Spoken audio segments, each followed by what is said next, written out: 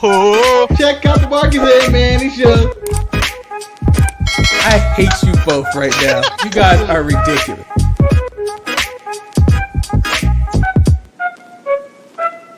I'm Shotzi Blackheart, the ballsy badass, and you are watching the Untitled Manny and Marcus show. Remember to like the video and subscribe.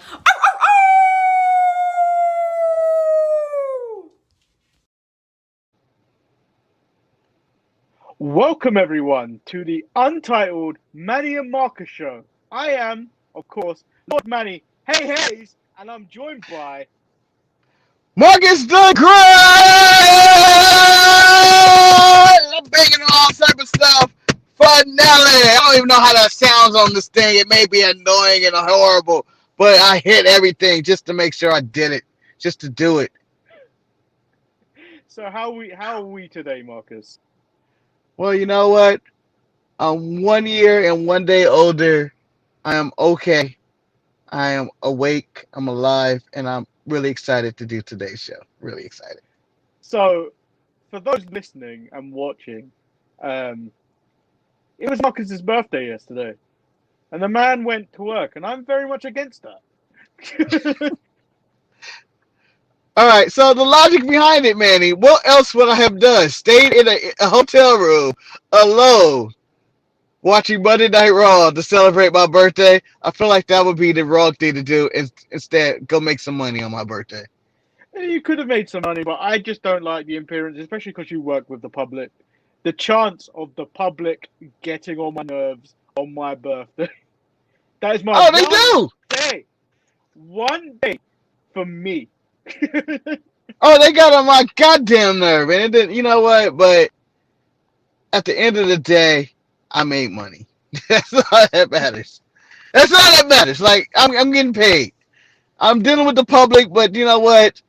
I'm not going to remember these people at the end of the day. It's my birthday. Fuck these people. I do what I want.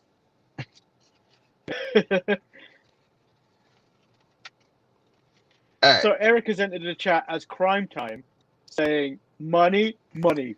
Yeah. Make that money. Yeah. You know what? I enjoy making money, and shout out to the late Chad Gaspar, but I'm trying to get into the primetime player mode and make millions of dollars. That's where I want to be. They're also both unemployed. No, one of us unemployed. Titus is in the underground. Where was the underground this week, Manny? Where was my underground?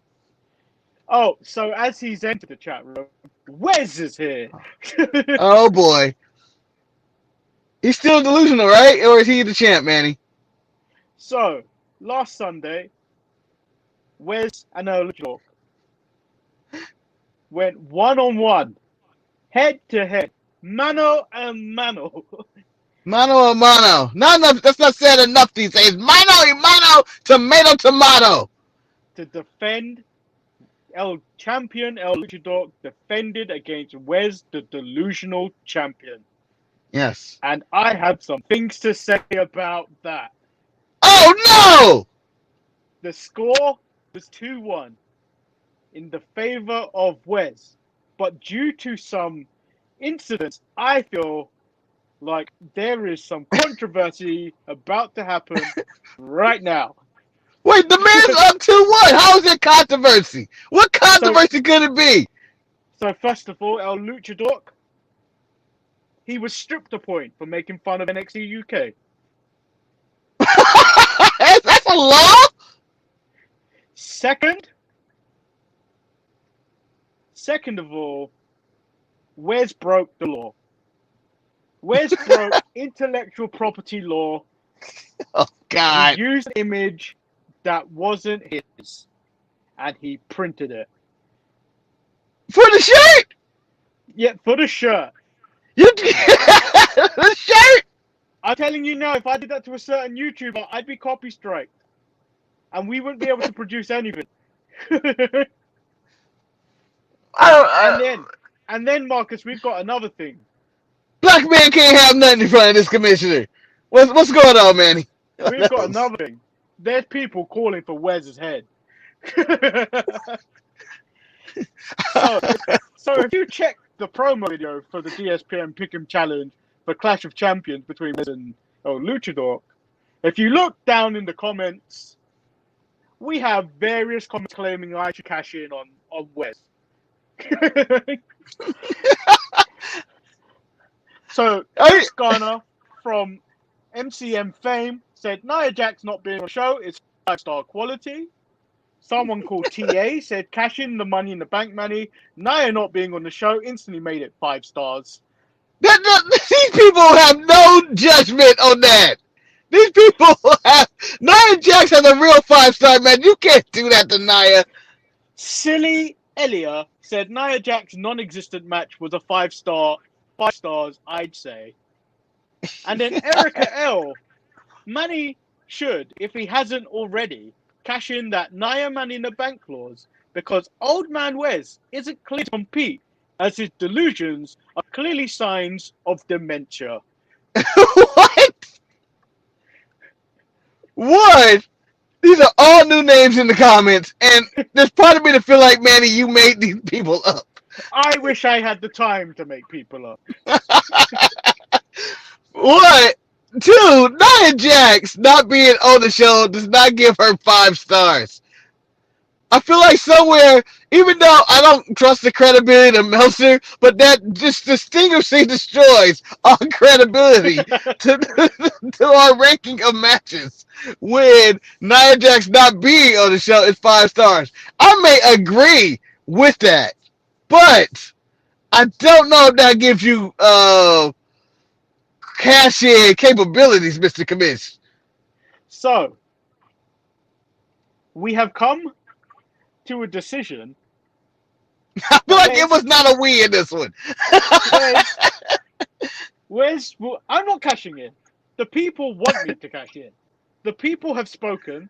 The people do not want the reign of Wes because he is not fit to be champion. Oh. So you challenging for the belt? Is that what it sounds like? However, Wes will defend Saturday against El Luchador, as I've ruled it both for DQ. 0-0. Wes will remain champion. However, for breaking intellectual property law, he will start every match at -1. So long as he is champion. Wait, every match? Every time he defends, he's at -1. Oh, okay. I was thinking like he loses every match? And his rematch, and El Luchador will receive his rematch at TakeOver. And during that time, we will also, in the lead up to Hell in a Cell, which I believe is the next pay-per-view, we will determine the next #1 contender. So, Wes is down 1 already going into TakeOver due to breaking international property laws. Intellectual property laws. Yeah, one of those. And then, after he defeats El Luchador, or, I have no bitter stake in this one. I'm just saying I lost my title to El Luchador. But after So Wes is claiming I'm fired. Where's Adam Pearce? However, Wes, don't let me cash in and I'll take it off you. And then we won't have a championship till Hell in the Cell. No, we need a champion. We can't let Vacate win the 22 kilobytes of PNG. We can't have Vacate win that one. It's the only title Vacate has never won. So continuing on. Go ahead. You will be defending or you will be stripped. Is he pulling the air? One, I want to pause again and state again. In this commissioner's world, a black man can't have nothing. Because here he is already almost being stripped in day 1 of being champion. He hasn't been champion in 3 days yet. And he's already on the verge of being stripped. He's defending at TakeOver, -1. And then we're going to determine a new #1 contender at Hell in a Cell? Did I have all this correct? Yeah. Wes said my show was actual promotion for the show. We didn't financially gain from that, so no, it wasn't. No, it wasn't. He probably wears that shirt. He's wearing that shirt probably right now.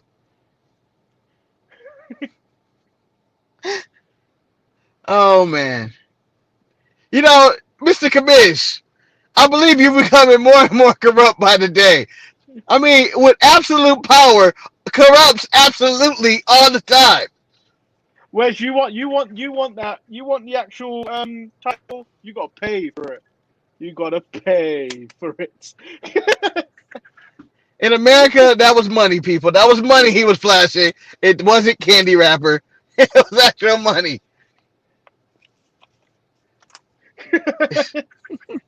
Right, let's get So back into the show. it's only like 4 matches on Takeover. Good luck, Well, Wes, man. so Clash of Champions happened on Sunday. Was there anything that stood out to you other than what possibly was probably 3 matches for me? Oh, you know what? I thought Clash of Champions was an amazing show, but you know the best parts were absolutely amazing. And I want to start off with talking about the head of the table, Roman Reigns, the new head of the table of the family of the bloodline, who decided to kill his cousin on TV in front of his other cousin after everybody pleaded him to stop when he was not being declared the chief of the island or whatever. Well, I can't remember, the head chief. I thought this might be for a show that I thought was an amazing show. It had 2, I thought, match of the year candidates. This match for sure might be my match of the year because I had not been more entertained about a match all year. All year, period. With the back and forth action toward the end or the dominance of Roman, whatever you want to call it. And then just the dialogue of Roman's trash talking and the beatdown that went with him and the verbal abuse Charles Robinson had to go through. And then the fact that Paul Heyman did one of those, I'm going to speak for Jimmy Uso and say, you're the head chief. You're the head chief. I don't want you to say it. I want him to say it. I don't need you to say it. I need him to say it. And then the Usos going like, this fool ain't worth it. You know, and Jimmy coming out hobbling. He ain't worth it, man. I'm throwing it in the towel. Nah, man. Nah. You the head chief. And then he took the man's lane that he came out with and celebrated with them new shining pearly teeth. And I thought, that's the most badass champion we got today in Roman Reigns. So How did you feel? I thought the match on a whole was like good. It wasn't brilliant, but it was the story. Everything regarding the story, it was drama. It was like, come on, Jay, I'm actually feeling for you now. Jay, hit him! Do something! and then the mad disrespect when Roman held his head up to the camera and was like directly into it. It's like, say it now. Tell the people I'm the head to the table. Tell them I'm the tribal chief. Tell them.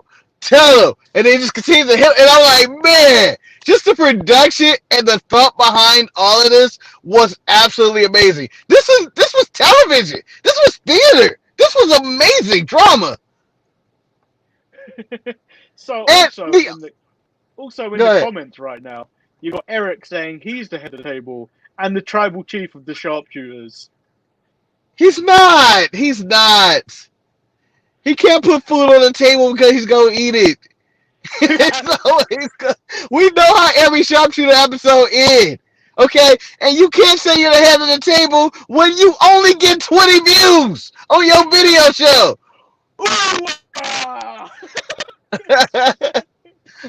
Like we consistently hit that 100. But for some reason, the Saturday show, which, by the way, if you did not see this Saturday show, one of the most amazing editions of the Sharpshooter Wrestling podcast ever. Check that shit out. What is wrong with you people? We had renditions of the Parade. We discovered a new ailment called allergic knees. Yeah, it was absolutely amazing. It was fantastic. To me, that was the best show we could produce this week, and it's getting no views. But with that being said, Roman Reigns winning the title or retaining his title against his cousin was phenomenal. And the fact that that they had this full storyline with the package that went with it, and like it was establishing who Roman Reigns was as this new heel. Like that was full blown heel. And then I thought it was a good match. It was just like Randy was haunted by ghosts of Christmas past, present, and future of Randy Orton versus Drew McIntyre in the ambulance match. Yes, we got Big Show, Christian, Shawn Michaels, and Ric Flair all coming back from the dead to attack Randy Orton in this match. And it was all his demons coming back to haunt him. I thought it was really good storytelling. I thought it was a solid match. To me, it was still an ambulance match. And what would have probably made me pop more, but I'm sure he's not healthy enough if Edge would been the final nail in the coffin. Because it seemed like that's what it was going to. Like a spear inside of an ambulance seemed like the ultimate finish. My main issue with this, it seemed like Drew came off weak to me. Like he had 5 different Christians involved, so I can't say all Hall of Famers, but he had 5 different legends. Don't disrespect Christian. He's not it. He's not it. He's not a Hall of Famer. He's just a man. Edge is a Hall of Famer. Ric Flair, Shawn Michaels, Big Show's probably going in. Christian is not going in unless he's going in as Edge and Christian. No disrespect to Christian. I love the guy, but he's not one. So with that being said, if they Drew McIntyre should have been able to beat Randy Orton by himself, but he couldn't. And I mean, I guess it gives a reason to rematch it up, and you can have the sell to avoid the outside interference. I mean, it told the story. I was okay with it, but part of me was like, it is what it is. It wasn't the match tonight. And then the other match I thought was really good, even though brutal. Like this guy took some brutal bumps in this. Was the opening match was AJ Styles versus Sami Zayn versus Jeff Hardy. Yeah, incredible, but like brutal. Like I thought Jeff Hardy was gonna die at like several occasions in this match. I just thought it was one of the most physical, demanding ladder matches, and without crowd adrenaline pushing them on, I'm going to say this is one of my top 5. I don't know what the list is. Maybe one of my top 5 ladder matches of all time. Just for the physicality that I honestly had no clue who was going to win. A lot of innovation, a lot of dangerous spots. Just the how long it went on, and like just when you thought it was over, it always had like another kick. They had the unique thing of Jeff Hardy's ear being handcuffed to a ladder, and AJ Styles being handcuffed to Sammy and not being able to do. Like Sammy brought all the tools out, and the right person won. Sami Zayn is the real Intercontinental Champion, and I think he's going to carry it well. And I was in awe of this match while I was watching it, going like, oh! It popped me a bunch of times. It's like, what are they going to do next? When AJ threw that tiny ladder at Sami Zayn, like I know it didn't really connect, but it looked like it did. Hey, that was the most accurate throw I've ever seen anybody throw a ladder. Like that was so like dead on. Like maybe we have to do more takes because it was perfect. It was like he was throwing a touchdown pass or LeBron to AD in the half court. By the way, rest in peace, Doc Rivers, for being Clippers coach. I believe that was a bad decision. But that ladder throw was amazing. The spot that freaked me out the most was when I believe it was Sami Zayn tilting or AJ tilting the ladder, and Jeff Hardy started climbing down to only get flipped over the top rope and have the ladder smack him. Yeah, get crushed and the ladder smacking him in the face on the way down. And I went, oh my God, he might be dead. But, apparently he worked out. It worked out for him. And then the final thing I want to talk about this card was Sasha returning. I thought it was a little too early.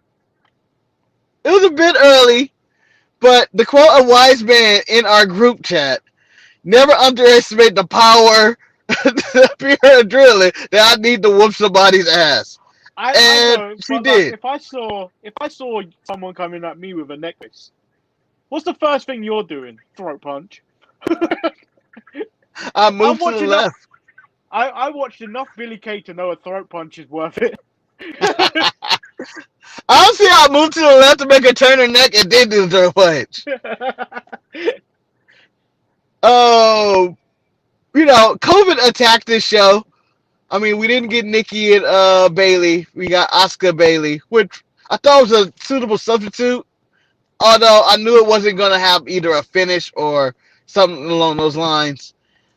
And what was the other? And Nia Jax in her 5-star match was non-existent because she posted Shayna Baszler got pregnant, which I was laughing at that because it seemed ridiculous. It just seemed ridiculous, and I believe everybody and their mama thought it was ridiculous, but it could be true. Who knows? It's not. But was there anything else on this card that was worth talking about? Because I thought we were cheated out that tag match. Oh, go ahead. Yeah, I kind of thought it was more like an NXT show where it was something really great at the beginning and then 2 great things at the end, and then the rest were okay but not brilliant. Yeah, I could have did without Bobby and Apollo.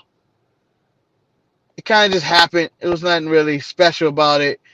And the tag match, I felt we were cheated because of the Garza injury. Apparently, I guess he got knocked the fuck out. No, I think he damaged his hip somehow in that match. Okay.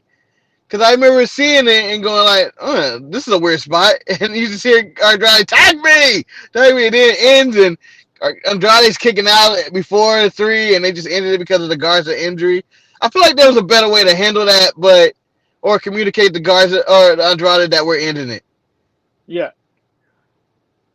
And then the other thing about this card, while all titles are on the line, none of them change hands. You're right. An underrated match, by the way, Asuka Selena Vega. As I talked to Ryan and Eric about it, they both kind of shit on it and just didn't pay attention to it. I thought it was a really solid match. I thought it was a nice coming out party for Selena. I wrote in my Raw notes, which we'll get to, but I think that Selena, I feel like I set the bar too low for her, but like she's definitely exceeded it. I think you guys all set the bar too low. She's a capable wrestler. She's a good wrestler. She's better than those 4 blondes we got. Much. Well, I don't know. You can't really say that about Natty, but I felt during that match, I felt like it was very strange for Lana to be the second best wrestler in that ring. That's some hurtful shit you can say to somebody. That's some hurtful shit that Lana's the second best in the ring in a 4 women's match. But we're moving ahead. But I enjoy Clash of Champions. I didn't think any title should have changed hands though. Even though there were no title changes, no titles tonight should have changed hands unless it was Randy Orton and Drew. But it seemed like they have plans to continue that at Hell in a Cell. Yeah. So should we move on to Raw? Let's move on to Raw. So Monday Night Raw opens up with Drew and the Old Dogs in the ring. Ric Flair, Shawn Michaels, Big Show, and Christian. So Drew puts him over, saying that the one thing that brought them all together was their disdain for one Randall Keith Orton. Yes.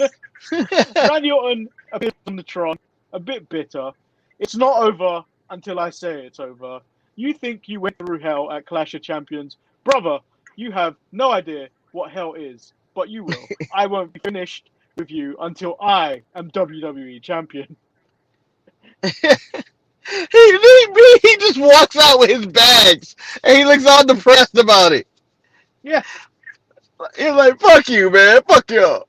Y'all gonna cheat me like that. I enjoyed the promo for Randy. I thought the segment in the ring was whatever. But it was really hard for me right out the gate. I don't know. I just couldn't get invested in the show for the main reason I wasn't invested on any storyline for Raw after Clash of Champions. I wanted to see the big dog. I wanted to see the tribal chief. I wanted to see the head of the table. And that's my number one problem with SmackDown being the A show is that you never get the pay-per-view fallout of the main show, SmackDown, after it because you have to wait till Friday. Yeah, I'm a bit annoyed that we have to wait till Friday for that. But at least we get the Wednesday Night War to kind of breach some of that. Yeah, but I wanted the head of the table. I mean, I just feel like it cheats. Like, Roman has to be drafted to Raw if you're going to keep doing a great storyline like this. So I don't think I think they would ruin it if they draft him to Raw. How would it be ruined? I don't know, but I feel like it would be ruined. I see AJ moving to Raw before I see Roman. Well, Paul Heyman's on that show, so yeah. One of the others. So you don't see a championship swap in the upcoming draft that they advertise coming up next week? Yeah, I don't think so. I want to see a championship swap. I need Roman on Raw. I need after pay-per-view reaction because Roman's the talk of the town. Roman proved that he's the biggest star. I saw Drew. I was like, I like Drew. You the champ. You the WWE champ. I don't care. You appreciate that, but you ain't the head of the table. You don't have potential to fight The Rock. You know the real head of the table. You ain't putting food on people's table. I ain't got time for this. These old dudes and stuff. So I was really missing the investment of Raw because I wanted that. So the next match, the opening match was a rematch from Clash of Champions, Selena Vega versus Asuka, and so Selena Vega lost a lot quicker than she did on Sunday. Yeah, she didn't have to fight no more. And then what the biggest insult was that she got berated by Andrade. Yeah. I don't understand why we had to get that. Like, it just destroyed her. You're trash. I'm going to speak broken English to you. You're trash. You're never going to be anything. Look at me. I'm the star. Andrade. Mine is mine. And I was like, but she really didn't deserve all this. So, Andrade gets killed by Keith Lee. He does get killed by Keith Lee, but I thought this was a really good match for some reason. It was supposed to be a squash match, but Andrade got some stuff in. Yeah. He got a decent amount of offense in, but the rise of Keith Lee continues, or whatever's going on with Keith Lee. I don't know where they're going with Keith Lee at this point if he isn't chasing Drew McIntyre. Because that's what it seemed like they were setting up at some point. So Wes is playing dangerously once again. He also says, anybody want any cereal? Maybe some Rice Krispies, because that's the only snap, crackle, and pop you're going to hear today. Wow! Wow! See, Marcus, this is why. You give this man because and then he thinks he wants to control the show. Yeah, but he speaks his mind. I enjoy a free champion with lines like that. West prints money. He's the money of the group. The delusional champ is the current champ. And we're all the delusional fans under the lumberjack in his world. I will let this go if he donates what he spent on that shirt to the show. Man, he tried to make a buck. Or does anybody want to pay the delusional champ's fine? And then he is no longer a minus a point. Because let's not get it twisted. Streaming software me and Eric both use costs money. Yeah, the one I freeload on from you guys, it costs me nothing. I'm okay with living a life like this. But back to Monday Night Raw with Keith Lee's direction. Where would you have Keith Lee go right now? Who is he wrestling?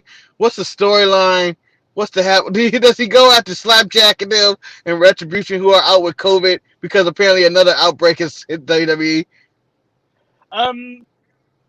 That's the problem. So there was no real Retribution on the show today.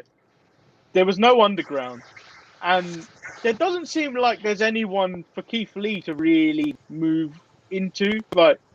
There's Drew and the top level, but there's no intermediate person that Keith Lee could instantly have a feud with right now. So I think it's almost you hold off on Keith Lee till the draft till you can shake things up a bit, and then have him have someone. Yeah. Would you move? Where would you put Keith Lee? The gym. From the fattest motherfucker I know, go do that to Keith Lee. That's a damn shame. Don't fat shame my fat brother. Come on, man. Oh no, that's pretty funny though. The man that took a break in the middle of a watch-along to go and make a sandwich. Yeah. To make his bagels and lox or whatever the fuck he did. Yeah, I don't have a place for Keith Lee right now, considering I don't want him against Black. Anytime anybody fights Owens, there's no real feud there. It's just kind of a throwaway thing. Rollins is locked up in this Rey Mysterio drama, and Drew and Randy are in the middle of their entanglement. So Keith has no place, and this probably they shouldn't have called him up at this current time. Like, he could have still been champion until this takeover. Yeah, that 100% makes sense, but then I don't think they were thinking that far ahead because they were like carrying Cross as a guy. Keith Lee, it's the right time to move up Keith Lee. But that's the real main problem. It was like Karrion got hurt, so what do you do with Keith?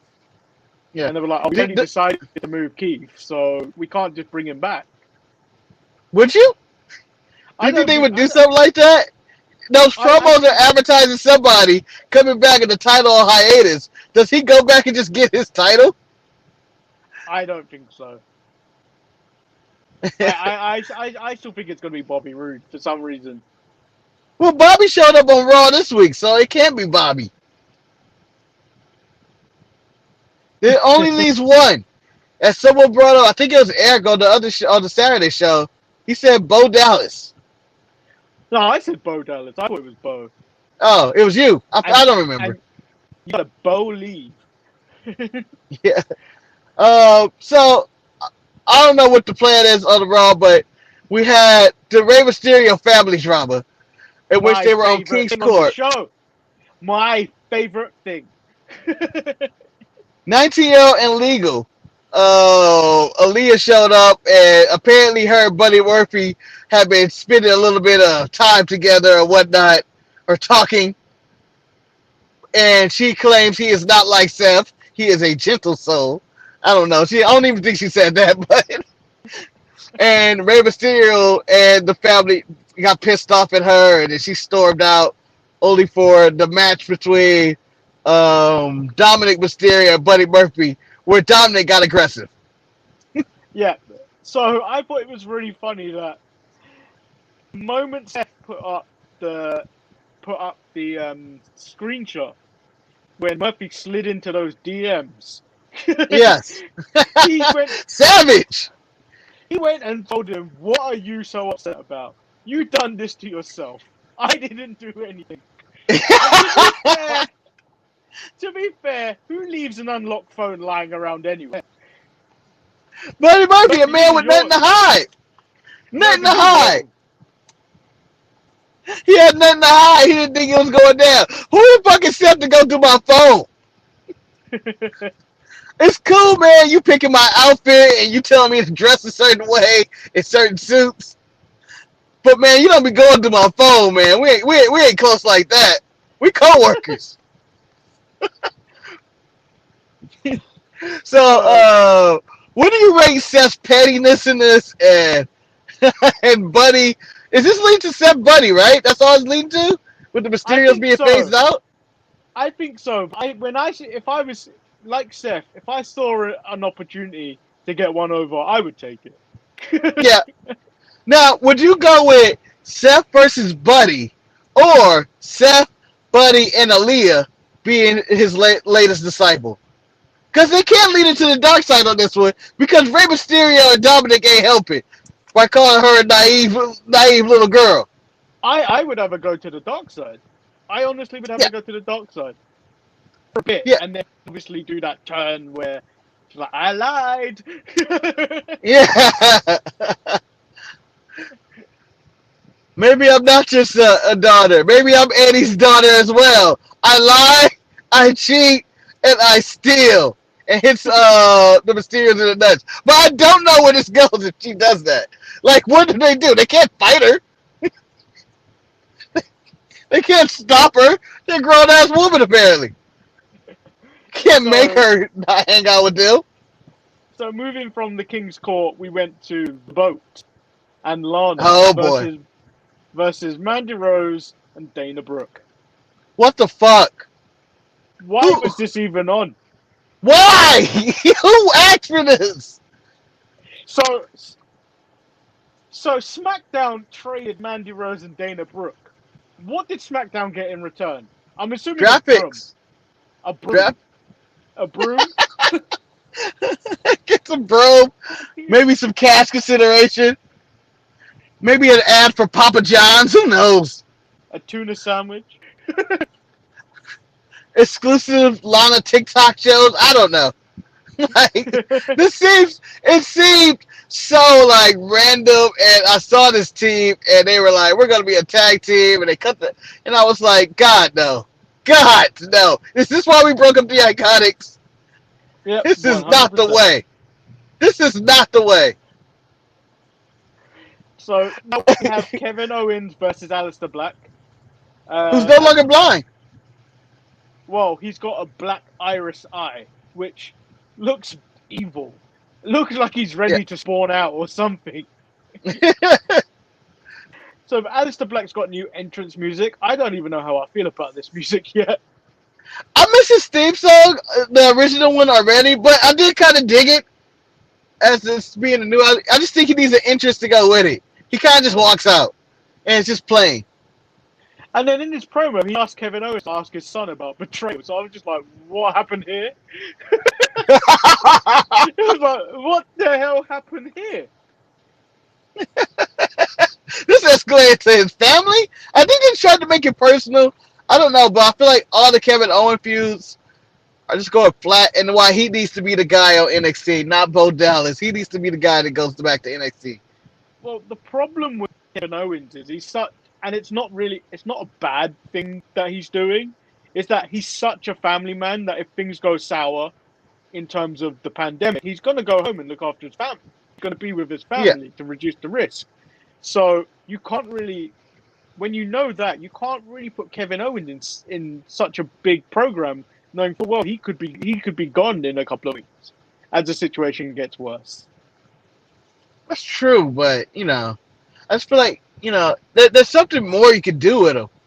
I don't know what it is. It's just what he's doing. It's just these middle of the road feuds with undeveloped characters and Rey Mysterio and whatever he was doing with Seth and AOP. Like, he's just doing nothing, and I feel like it's just being a waste of talent. He needs to go back to being a prize fighter at least, or something. And then we move to the back, where it seems like Mustafa Ali has come out of the Hurt Business's locker room. And then said he got lost, which MVP then shoved him, causing it, which I believe to be an international incident between black and brown relations. I think we're good now. I think there's no real beef. Although my favorite moment involving all of the Hurt Business and Mustafa and Apollo was the fact that MVP threw a bottle at a janitor who later became Randy Orton. He didn't later become Randy Orton. It was Randy Orton. This is a big ass janitor, and I went, what's this? I didn't think it had anything to do with later on the show, to be honest. I just thought that was just a big ass janitor. They just had to stand there, and I was like, why? The underground's not going down today? You got to put people on the show. So a match we didn't need: R-Truth versus Tozawa versus Drew Gulak for the 24/7 title. When did Gulak get on Raw?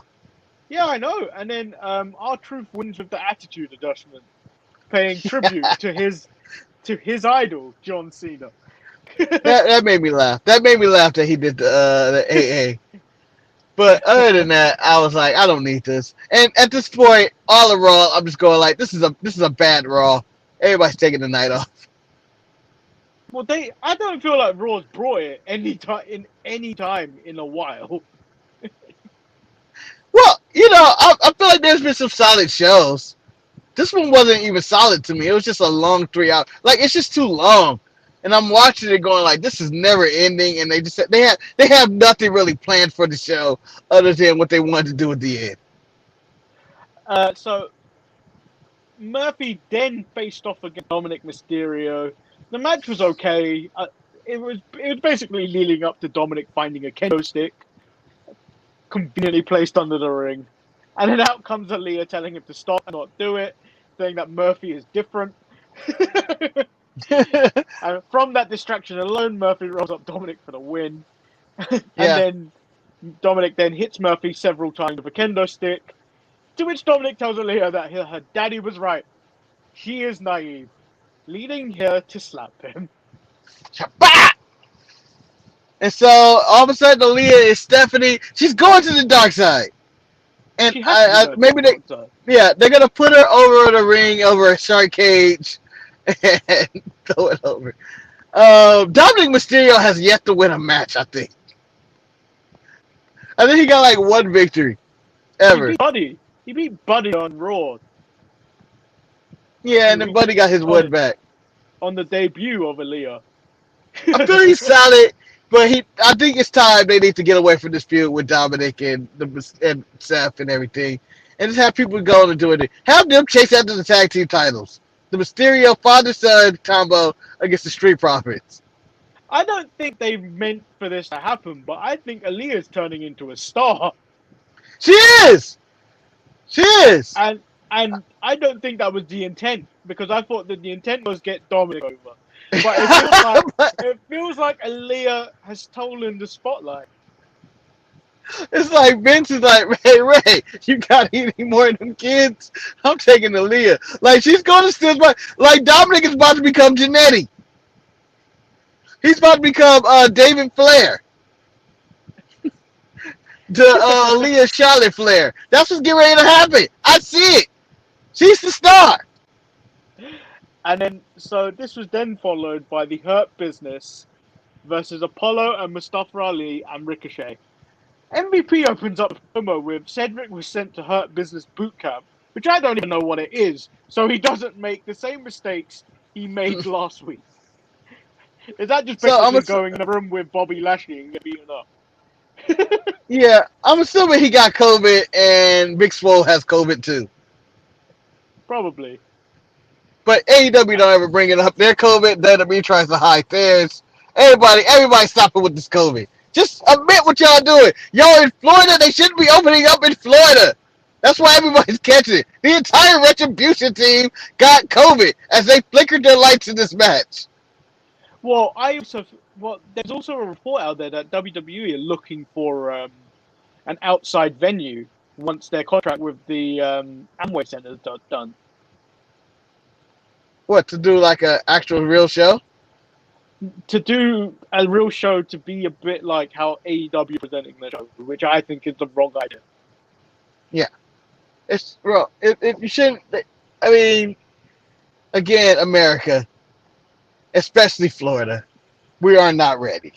We are not ready. We wild in these streets, and we need some nasty motherfuckers, apparently, who can't keep their fucking face covered in masks. I mean, I don't understand what we're doing here. The Thunderdome seems to be working fine for me. Like, it's not taking away from the matches. I'm willing to wait to 2021. When we get everything back, it's going to be amazing. It's going to be amazing. But if we be patient, it'll be back sooner. Yeah. Wedge is on fire, but I think he should be checked out for that. I heard herpes is a hell of a thing. Ooh, something burning. Something burning. And it was Manny sick burn on the burn. The burn on burn grind. So Ali wins with the 450 splash on MVP. We get a Bianca Belair vignette showing that she is the fastest. I believe Pineapple Pete was the black guy in this segment. He may have been. He looked familiar, and I was like, I can't put a finger on it, but I know this black man. I was like, this definitely looks like Pineapple Pete. With the Hurt Business, I'm disappointed Mustafa didn't join the Hurt Business and just be main event Mustafa in the Hurt Business. I enjoy him talking about him being on main event and just being main event Mustafa. Just tune in to main event and becoming the king. Yeah. I didn't care for the 6-man tag at all, by the way. And this vignette with Bianca, they're cheesy, but it's old school enough that I enjoy it. I don't know. It's shitty and I enjoy it. I hope nobody judge me, but it's shitty and I enjoy it. Simple as that. And then the main event, Drew McIntyre with an open challenge to anyone that he hasn't defended the title against already. And out comes glorious Bobby Roode. Yep. Who strunk? He is strunking Bobby Roode. Like when he was suspended, he was on the PEDs of some kind, and he was jacked, and his abs. This is when he had his hair grown out, his beard grown out, and he lost a lot of muscle mass. But it was still a really good match. I really enjoyed the hell out of this match. It was fun. I did. I thought it was good. Yeah. I was disappointed that Bobby's not the one showing up on NXT, or he didn't show up with James Storm and Reform Beer Money, but it was still solid. It was a solid match. And how did Raw close, Manny? Something incredible, to be honest.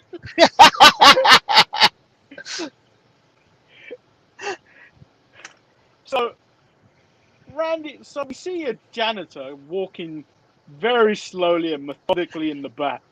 Already wrong, Manny. I'm sorry to interrupt, but you're already wrong. The moment begins with Tom Phillips saying, "Oh my God, there's some commotion in the back." They cut to a janitor walking. There was no commotion. The janitor is walking. There was simply no reason for concern. Who told the cameraman to switch it? There ain't no regular janitor. That's Randy Orton. Anyway, go ahead. That's where I was like, what? And then he carefully picks up a chair that's attached to the trolley. Slowly walks to the door of the Legends Lounge, which I didn't think was a thing. It's not. It's just a championship lounge with cheap poker chips and hookers who weren't there yet. Now let's get this straight. Randy is walking very slowly, like Jason, like he's about to murder some teenagers. Yes. And then he puts on what appear to be night vision goggles. However, could they not? Yes. However, when you search various things on Twitter, these have been ripped off a welding mask. It didn't look like night vision goggles. I was like, they couldn't find a better set of night vision goggles than this. I understand his plan, but I do not like the execution. Those goggles look so cheap. It looked like he was cosplaying Splinter Cell. And then he put those things on, turn off the lights, beat up everyone, turns the lights back on, walks out, back to the janitor suit, walks out, points to the Legends corner, and then walks away slowly, like the greatest villain ever. Yeah, like his disguise worked. This 6'8" janitor, this disguise worked. Here's my thing. They ran to the back for what they saw. They saw Randy Orton put on night vision goggles and glasses disguised as a janitor. That's why they ran. For him to be able to walk past these damn fools made no sense because that's who they were going after. I don't know why he had to put on his disguise and walk away as a janitor when we all know it was him. You're on camera. That's where I am now, the Legends Lounge. Because you're old as that. Oh, man. So, that was Raw, and I understood the plan of him taking out those legends. It just probably shouldn't have ended the show or something. I don't know. It just seemed very corny. It seemed like something 5 years from now I would really get a kick out of it. I remember that. Like, I'm going to laugh about this from the day I die, probably. That's all it was. It was really cheesy, but I was entertained by all the cheesiness. Eric said some poor black man will be blamed for that assault. It's gonna be Cedric going to jail. Or they're gonna arrest the black dude from the underground. I like to think the police stopped the underground this week. Like, Yeah, what this happened? is breaking all social distancing guidelines. What y'all doing in here? Just a bunch of sweaty men sweating on each other.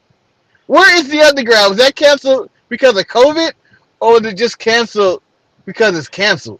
So the rumor was that it was an NXT party, which is where all this positive tests have all come from. Who threw the party? Triple H? Or was it just like a bunch of kids? I have no idea who threw it. It must have been someone that was there, and then various people have caught it. So there's a thing that it could affect NXT Takeover 31, but we'll know closer to the date, and we'll probably know from Wednesday. Man, so even West Tyler is in jeopardy because of Takeover. I'm baffled by. I mean, I'm not baffled by the COVID positive test. It was just, that Jesus, people, take care of yourself. So Manny, I'm going to leave it with this. What would be your strategy if Randy Orton would have walked into the room, turned off the lights, and had night vision goggles swinging a chair? I'm lying down and pretending I'm hurt. He's going to hit you. He can see you in the dark. No, because he's just going to be swinging. He won't be able to determine who's who. I think he'd Ric Flair right off the bat. He's like, shit, God damn it. Like, oh, that was Rick. That was Rick. I feel like one guy could have got to that light switch, though. No. Like, was he just standing by the light switch and they were like, let's go get him? Or I feel like Christian is more agile enough to outsmart him. I feel like it was a situation in which Randy thought about it and he could have got his ass whooped. Like, he turned on the lights and was like, what the fuck was he thinking? And he's just laid out. Like no one thought to stand up, pick their chair and use it as a shield or anything. Yeah. Man, have you ever been into a house in which you hit the light switch and it doesn't actually work? It would be funny if that light switch didn't work, if Randy Orton would have hit it. I feel like if I was going to attempt this, and I was like, I'm going to turn off the lights on, but I hit the wrong switch button, and be like, shit, that didn't work. I feel like that's going to happen. Or they have a backup generator. Like, he was really sure in the championship lounge that they had no backup lights or nothing. I just felt like it was really evil the way he left as well. Like, it was nice. Yeah, it was a very end of, like, roll credits. Executive producer Dick Wolf, or whatever the case is, when he was rolling out. It was like, it reminded me of the end of Indiana Jones Raiders of the Lost Ark, when the guy is shoveling the covenant into all those boxes. But it was so cheesy. Why was he not caught? Like, his disguise in the air. Let me put my mask back on, put the hood up, have no idea who I am. It's Duke the Dumpster Drosy. He's the number one suspect for this. Do you know that was in my notes as a joke, but I chose not to go with it because I don't feel like enough people know the legend that is the man that never was. Duke the Dumpster Drosy. The garbage man. Or how about this is only like a few months ago, I believe, when they had the black janitor wrestle. I forget his name. That was Ricochet. No, but it wasn't Ricochet originally. No, it wasn't Ricochet. It was a janitor, but then it became Cedric under a mask. Yeah, and it made no sense. And he was trying to help Roman, right? Yeah, Levi has turned up and said, I missed Raw last night. How was the underground? It didn't happen! It didn't happen. It was so underground. It didn't happen. The CDC and the FDA and everybody shut that shit down. What are we doing? These unsanctioned fights. So Wes has said, announcement: the champ, the king of shit, will be on the show on Thursday I will address rumors of my next title defense. You don't pick and choose, my friend. I do. His rumors of his next. I do. And you're defending it on Saturday. Whether El Luchador turns up or not, you're defending it. Even if it's a person to be named later. And remember, you're starting at -1. I would like to get both of them on the show for a contract signing. I probably won't even make the show Thursday. I may not be alive. But I like that 1 week ago I was declared dead. Next week it's my birthday. 1 week you are feeling dead. Yeah. Yeah, that's all I got for today's show. Yeah, I think that's it for today. I don't have anything else. Yeah. Where's you on a spokesperson of the DSPN network? You owe us money.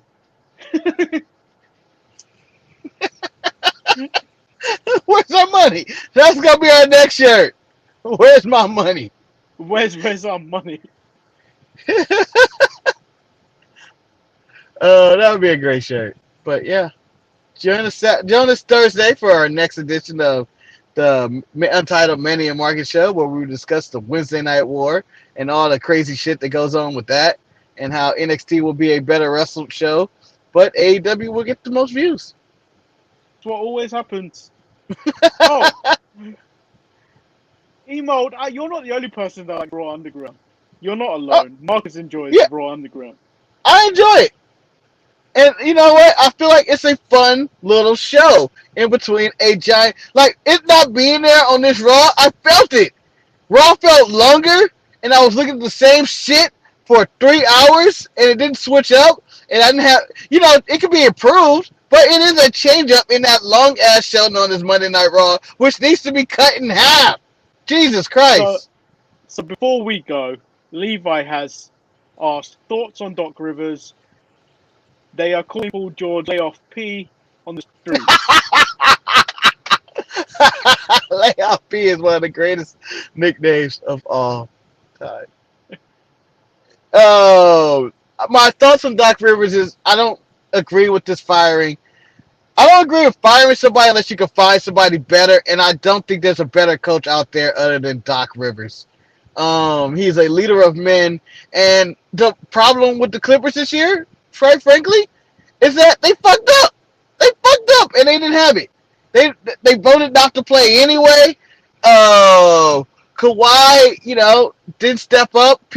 Layoff P, as you call him, didn't step up. Lou Williams, Montrez, nobody stepped up in that final game to help them beat the Nuggets. And what led to Doc Rivers honestly being fired is the Lakers handling their business against the Nuggets. I hate to say it, the Lakers beat their ass.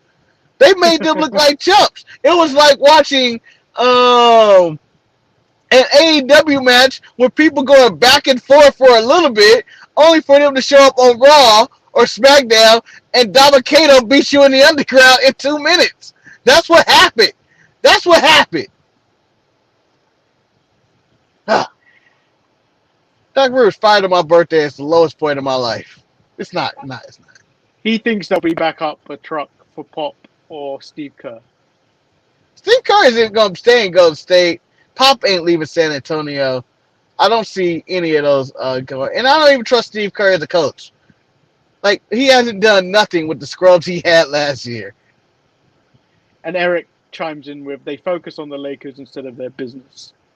Yeah, you know what? They were on their AEW bullshit, in which they're more focused on their competition than their actual game, and just disappointing, man. I don't like talking about the Clippers, man. I just don't want to talk about it right now. Right now, it's baseball season. We're about to enter the playoffs, baby, with the Dodgers the favorite again to win the World Series. And God damn it, if they do not win the World Series, I may have a psychological breakdown, because there will be 3 or 4 teams in LA that have been the favorites to win the championship, and each time they have squandered it. Whether you're the Dodgers, the goddamn Rams, and the Los Angeles Clippers. I can't take this much disappointment. Shit. And the LA Knights lost too. The Rams aren't even that good. What are you talking about? The Rams were the Super Bowl favorites last year. They were the favorites. They went to the Super Bowl and lost. Yeah. Oh no. That wasn't them. That wasn't last year. That was 2 years ago. That was the Chiefs and Yeah. That was 2 years ago. 49ers. That was 2 years ago. You're right.